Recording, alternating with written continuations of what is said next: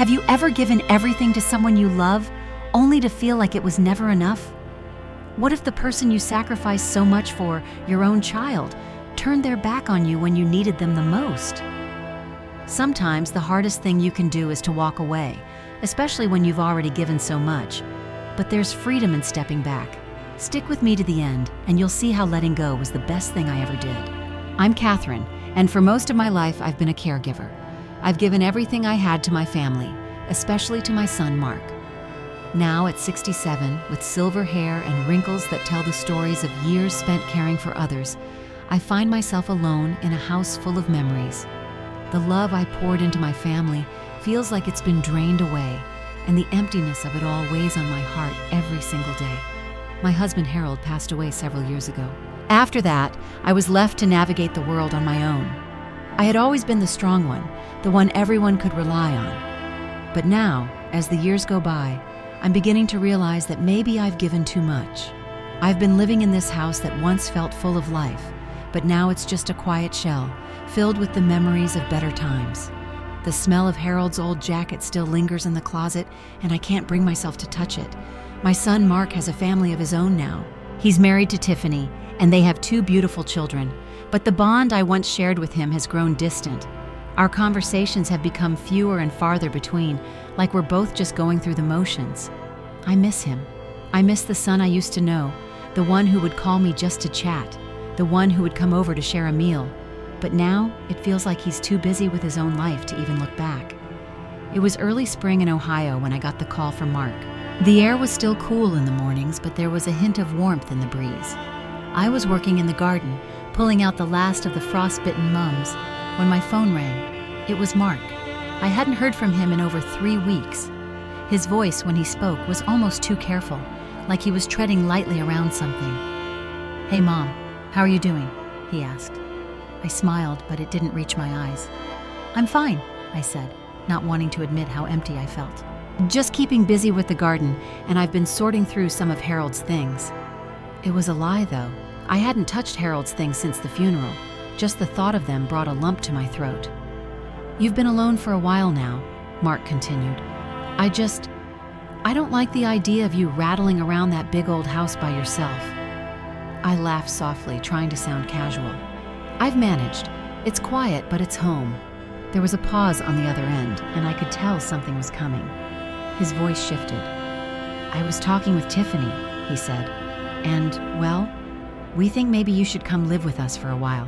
It'd be good for the kids. They miss you. And we've got that spare room, you know. You wouldn't be in the way." My heart skipped a beat. Live with them? The idea of being closer to my grandchildren, of seeing them grow, stirred something inside me. But something about the way Mark said it made me hesitate.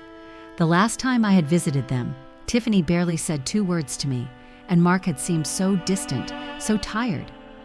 They were a busy family, yes, but it didn't feel like a home I truly belonged in. "Let me think about it," I told him, unsure of what I was really feeling. The next week passed in a blur. I walked through my empty house, past the old armchair where Harold used to nap, past the family photos gathering dust. I thought about the nights when I made dinner for one, and how the TV became my companion, just so I wouldn't feel so alone. Still, the thought of my grandchildren tugged at my heart. Maybe this was my chance to feel needed again, to be close to the ones I loved. So I packed my bags, just a few things, enough for a long stay, and left my house behind. It was still standing, quiet and sad, but it was mine. I drove to Mark's house, feeling a mixture of hope and unease in my chest. Maybe this was the new beginning I had been searching for. Before we dive deeper into this story, don't forget to hit the subscribe button, like, and share. Leave a comment to tell us where you're watching from. I'd love to hear your thoughts on this story. This was the beginning of something I thought would be a new chapter in my life, but little did I know it would become the turning point that would change everything. When I pulled into the driveway of Mark and Tiffany's home, I felt a sense of nervous excitement. I had imagined this moment many times, walking through their door, my grandchildren running to greet me, Mark and Tiffany welcoming me with open arms. But as I stepped out of the car, I was met with a strange stillness that settled over me like a heavy blanket. Tiffany opened the door, her face not showing any of the warmth I had hoped for. No smile, no excitement, just a neutral expression. She stepped aside to let me in, but the coldness in her eyes was hard to ignore. Mark was upstairs, and when he finally appeared, he gave me a quick hug, too quick. It wasn't the warm, tight embrace I was used to from him. It felt more like a routine, like something he had to do, not something he wanted to do. The house was nothing like I imagined. The kitchen counter was cluttered with unopened mail and forgotten cups. Toys were scattered all over the floor. The TV blared in the background with a cartoon I didn't recognize, and the smell of takeout hung in the air. It didn't feel like a home. It felt like a house full of distractions, like there was always something more important than the people living in it. As I settled in, I tried my best to be helpful. I offered to cook dinner, to clean up, to help with the kids. I thought surely I could contribute. Surely this would be my chance to help Mark and Tiffany, to show them that I still had something to offer. But each time I tried, it felt like my efforts were dismissed or ignored. Tiffany was always on her phone, scrolling through something, her eyes never really meeting mine. When I tried to engage her, she'd nod politely but quickly return to whatever was more important to her in that moment. I started feeling like I was invisible in their home. Mark, too, was distant. He would barely speak to me unless he absolutely had to. His eyes were always tired, as though he had been carrying the weight of the world on his shoulders, but whenever I asked if everything was okay, he would brush me off with a half-hearted smile and say, "We're just busy, Mom. You know how it is."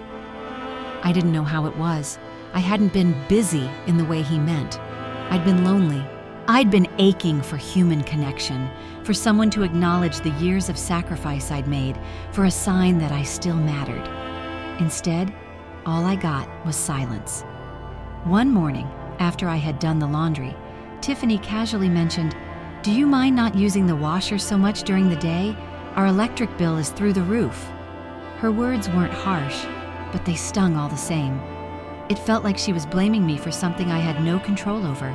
I hadn't even realized I had used the washer too often. "Oh, I'm sorry," I replied, feeling small.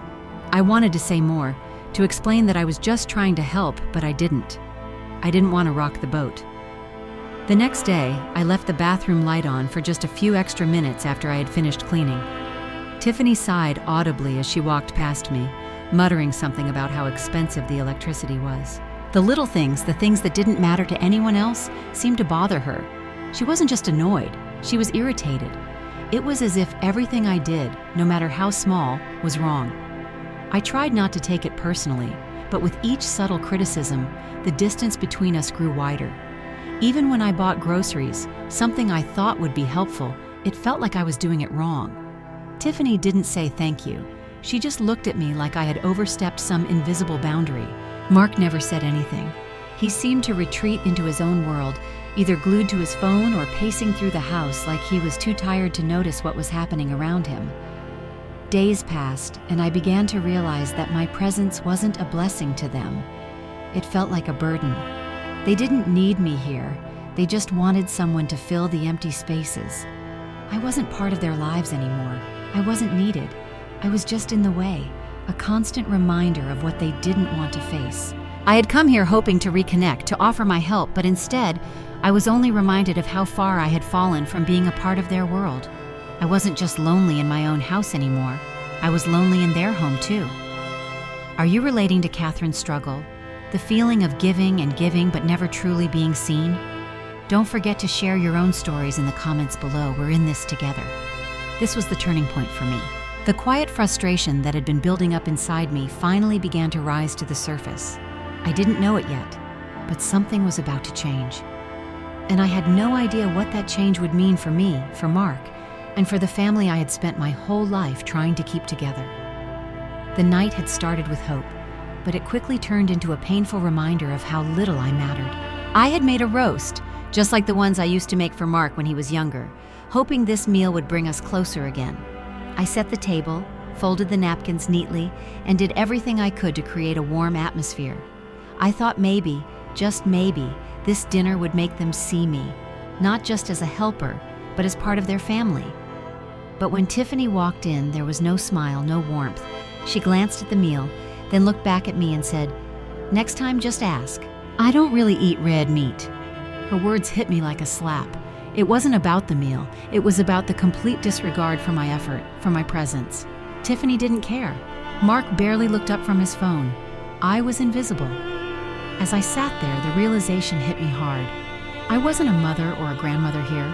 I was a convenience, a helper, someone who could be used when needed. I had spent years giving everything I had to them, and yet I was treated like an outsider. My sacrifices meant nothing. The meal continued in uncomfortable silence. I smiled, though it felt like a mask, but inside, I was breaking. I had spent so much of my life trying to keep this family together, trying to be the one they could rely on, and now I was nothing more than an inconvenience to them. After dinner, I retreated to the guest room, hoping for a moment of peace, but what I found only made everything worse. The room wasn't a welcoming space. It was cluttered with boxes, and there was an air mattress where I was supposed to sleep. There was no closet for my clothes, no space to feel like I belonged. It was a temporary spot, nothing more than a place to sleep, just enough to get by.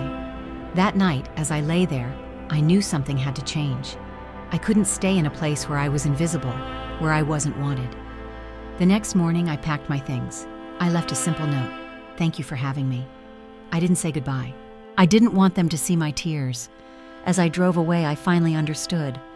It was time to let go. This was my chance to find myself again. Have you ever given everything but felt it was never enough? Share your thoughts in the comments below, and don't forget to subscribe for more stories like Catherine's. Back in my own home, a sense of peace slowly began to settle over me. For the first time in years, I felt like I had control over my life again. I canceled the financial support I had been sending to Mark and Tiffany, knowing it was time to stop enabling a relationship that had drained me. I started focusing on my own happiness, taking long walks, rediscovering old hobbies, and finding solace in the quiet of my house. I had space for myself now, and for the first time in what felt like forever, I felt free. Though I had made the choice to step away, I still missed my grandchildren terribly. I wanted them to know that even though I was no longer there physically, I was always thinking of them. So I bought them thoughtful gifts, 2 iPads, wrapped carefully, each with a personal note.